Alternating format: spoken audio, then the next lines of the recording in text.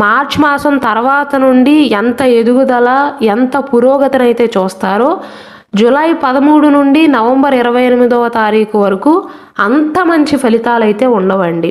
Average కాలంగా చెప్పవచ్చు. వచ్చే సంవత్సరంలో 2025లో మకర రాశి వారికి అదృష్టకాలం అంటే మార్చ్ 29వ తారీఖు నుండి జూలై 13వ తారీఖు ముందు వరకు అని చెప్పవచ్చు. ఈ మధ్య సమయంలో విజయ పదంలో అడుగులు వేస్తారండి. ఆర్థిక పరంగా చూసుకున్నట్లయితే 2025 మార్చ్ మాసం తర్వాత నుండి శని భగవానుడు 3వ ఇంట్లోకి ప్రవేశించినప్పటి నుండి ఆర్థిక విషయాల్లో కాస్త సౌకర్యవంతంగా ఉంటారు.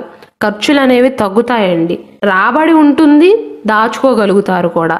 కాకపోతే 2025 జనవరి, ఫిబ్రవరి అండి, ఈ 2 మాసాలలో నష్టాన్ని నివారించడానికి అధిక ఖర్చులను చేయకుండా జాగ్రత్తలు తీసుకోవాలి.